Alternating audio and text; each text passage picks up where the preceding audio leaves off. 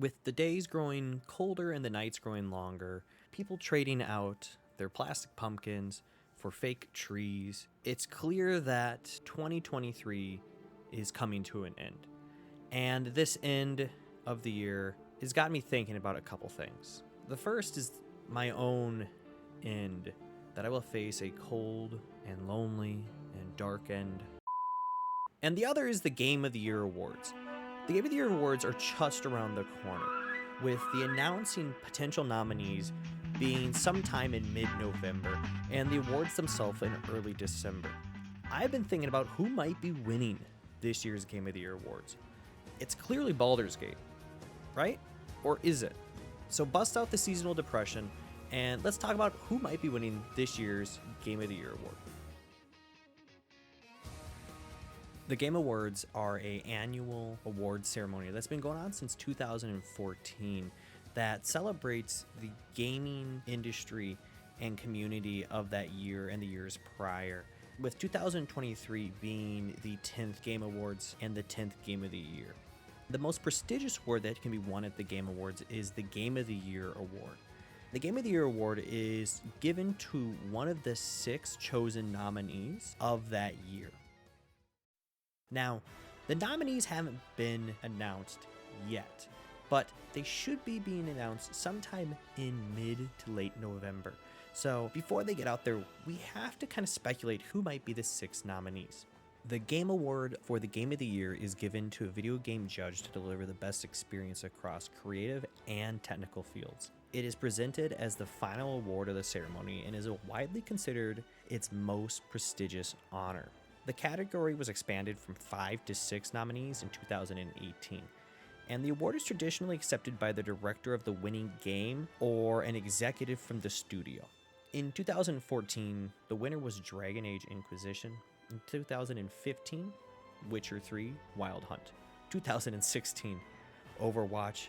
2017, The Legend of Zelda Breath of the Wild. 2018, God of War. 2019, Sekiro Shadows Die Twice. 2020, The Last of Us Part 2. 2021, It Takes Two.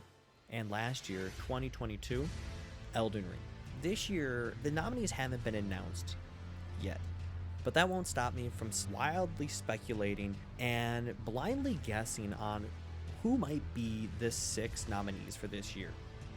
That's easier than said and done, because this year there were a lot of games released. And I don't mean there were a lot of games released. I mean there were a lot, like a lot. We're talking hundreds of games this year across a variety of platforms, genres, and many of these games were surprise hits. And not only is there an abundance of games, but there was an abundance of quality games. In fact, 2023 has more games scoring 90 or higher by Metacritic than any year prior in the last 10 years. Interesting enough, the closest that we get to seeing as many high-scoring games as 2023 is back in 2011. And that's when we had games like Batman Arkham City, Elder Scrolls V Skyrim, Portal 2, Legend of Zelda Ocarina of Time 3D, Dead Space 2, and the number of games released then is still smaller than the games that are being released today. This year, there have been banger after banger after banger of games. And that's not hyperbole. There really has been an abundance of quality games that have come out this year. So it makes it much more challenging to be able to narrow down who might be one of the nominees. When looking across the games that have been released this year, we can look at those who have scored higher than 90 on the Metacritic scores, and the ones that stand out the most.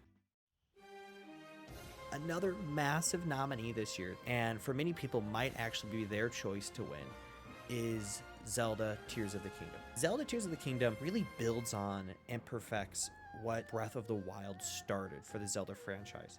And this game is, by all means, a masterpiece in its own right, too. Any other year, this game would be a shoo-in to win, but Baldur's Gate 3, as well as potentially some of the other nominees, really make this a tough competition.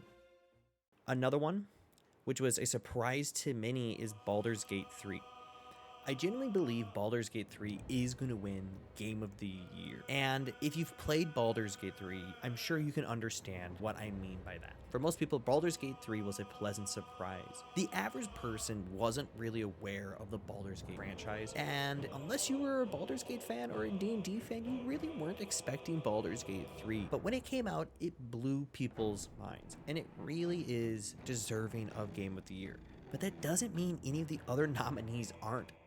Another game that I'm sure a lot of people are going to have on their list is Spider-Man 2. The Insomniac Spider-Man games are great games and are fantastic narrative stories. Spider-Man 2 really does push the field of innovation when it comes to how the game works and loads and how physics interact in this game, and have really pushed the boundaries of what we can expect. Another game many people did not expect to see this year was the sequel to Alan Wake 2, which has been massively well received and a huge surprise, just like Baldur's Gate. The fifth game that I think is going to be nominated is either going to be Resident Evil 4 or Final Fantasy 16. Both of these games are amazing, incredibly fun to play, and visually stunning. However, I don't think either of these games really hold up to the other competition. And unfortunately, nor does the sixth nominee, which generally has been an indie game in the last couple years. Just like all the AAA games released this year, there have been a ton of indie games that are great this year.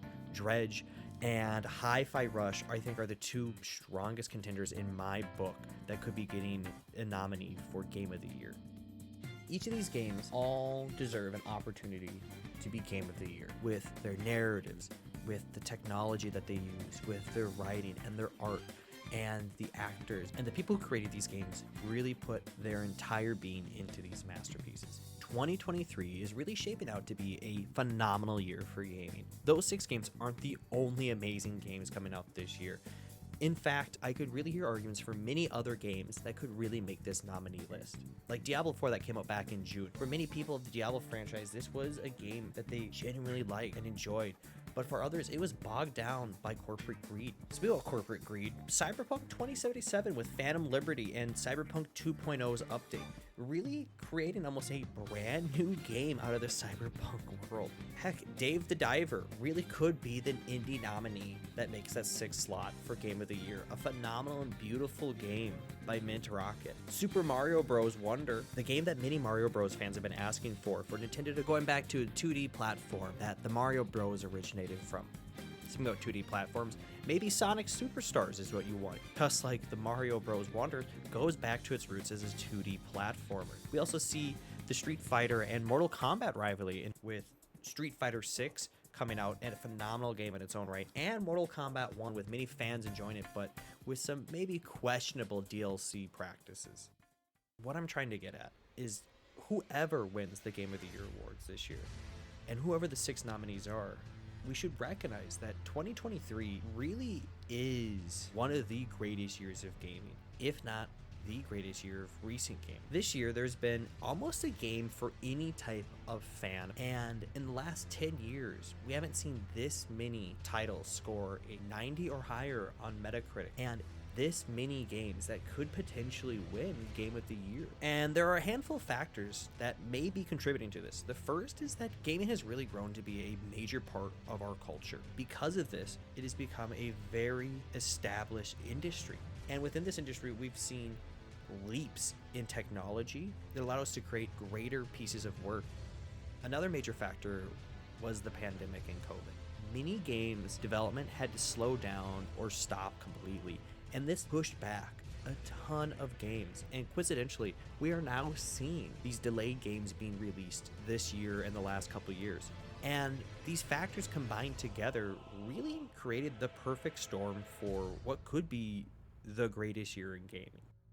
So who do you think are going to be the 6 nominees for the Game Awards Game of the Year award? And who do you think is going to be taking it home?